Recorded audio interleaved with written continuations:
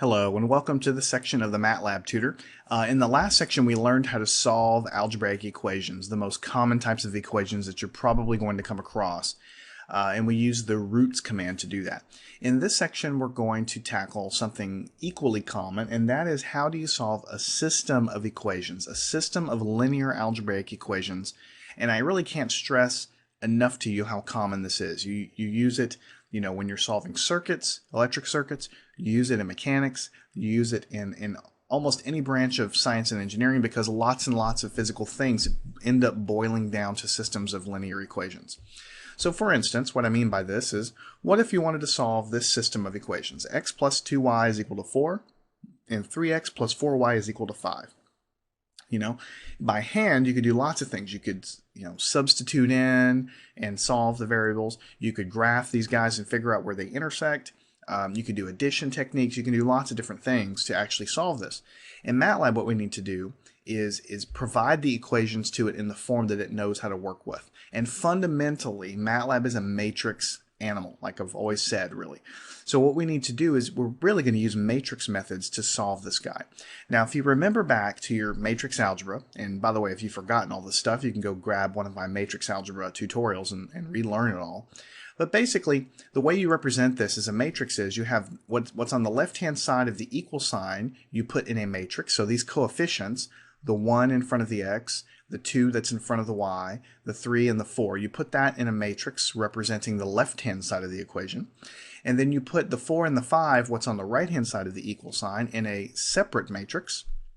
So basically you have two matrices. The left-hand side we're going to call the A matrix, and the right-hand side we're going to call the B matrix. And so what really happens here is to actually solve for x and y, what you're going to do is you're going to take the inverse of matrix A on the left-hand side and multiply it by matrix B. And that basically isolates x and y. If the details of why that works is fuzzy to you, then go grab one of my tutorials on linear algebra or matrix algebra and it'll all become clear. But the bottom line is that's what you're doing. You're taking the inverse of the left-hand side as a matrix, multiplying it times the right. So let's go ahead and first define the left-hand side of this equation.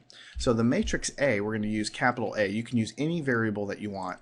What we have is x plus 2y. So to represent that, it would be 1 space 2. That's the first row of that matrix representing the top equation. Then we put a semicolon. That tells MATLAB, okay, the next line of the matrix is what's going to be as follows, 3x plus 4y. So we put 3 space 4. So that is the second row.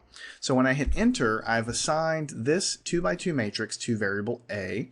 Notice I have a 1, a 2, a 3, and a 4. And this all matches 1, 2, 3, 4 with what I have on the left-hand side of the equal sign. The right-hand side needs to be a column matrix with 4 and 5. So I'll say B is equal to 4 semicolon 5.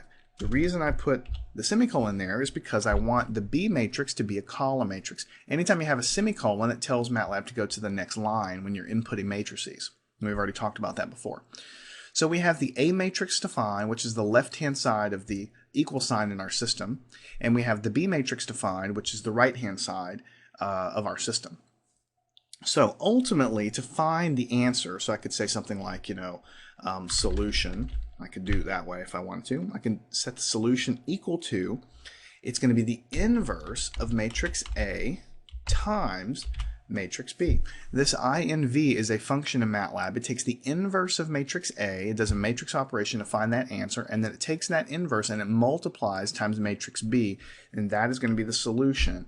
And the solution is a column matrix, -3 and +3.5.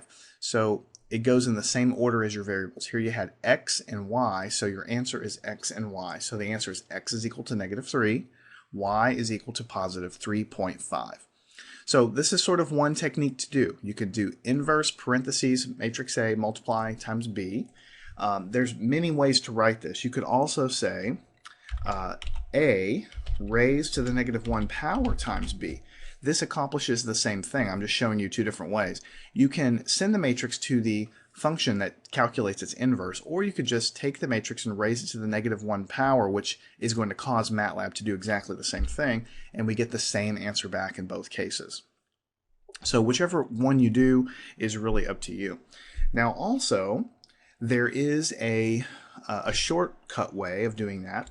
If you take matrix A and do the backslash key, and then put matrix B immediately after, this backslash key is basically going to cause it to solve the system and give you the same answer. Let's go ahead and double check that first. We get the same answer. What this is doing is it's calculating it in a slightly different way. This is what's going on under the hood in MATLAB, but when you do it this way up here, you're calculating the inverse and you're multiplying.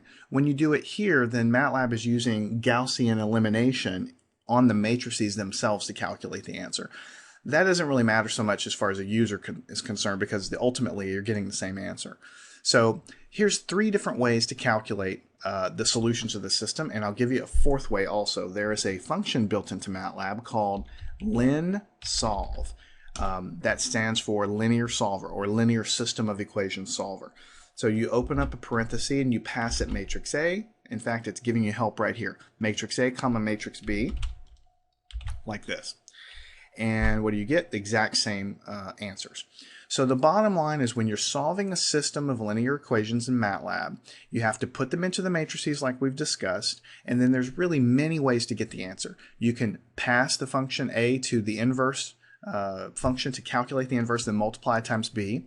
You can raise it to the -1 power, which gets its inverse, and then you multiply times B.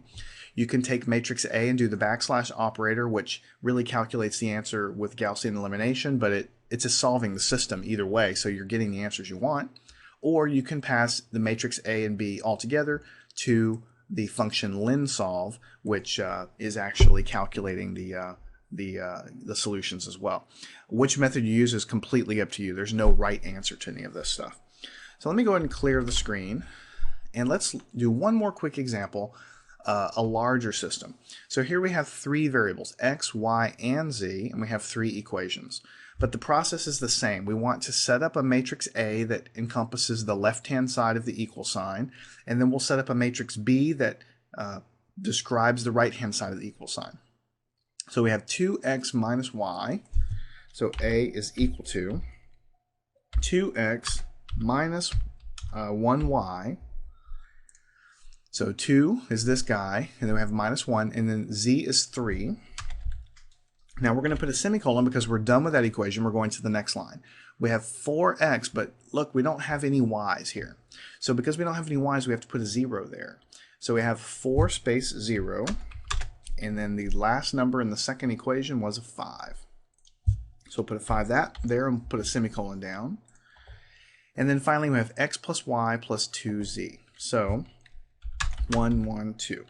And that is our coefficient matrix. And you can see, let me just sort of show you, it lines up exactly with what we have. We have 2x minus y plus 3, 4x plus 0y plus 5z, 1x plus 1y plus 2z. So it all matches on the left-hand side. For the right-hand side, we have 5, 12, and -3. So we'll say b is equal to 5, 12, -3, and notice I had to put semicolons everywhere because we have to have the B matrix in terms of a column. We really want it to look just like it's written here. The B matrix is a column, the left-hand side matches perfectly.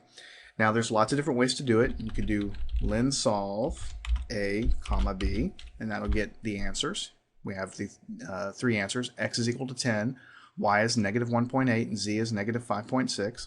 Okay, or we could do the other operator with the backslash, A backslash B, which is calculating the same answers. Or we could take the inverse of matrix A and multiply by matrix B, which is traditionally how you do it in linear algebra. You get the same answers. Or you could basically get the same result by raising the A matrix to -1 and then multiplying by matrix B, and you also get the same answers. So you get the same answers either way.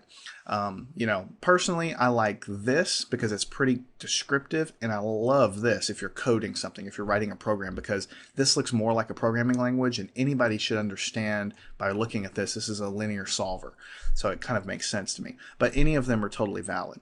So make up some equations yourself and go ahead and play with MATLAB and just sort of see how it works. It's pretty simple to do, and I can't stress enough how important this is because you really use linear solvers like this to solve systems of simple equations, you know, constantly through all branches of science and engineering.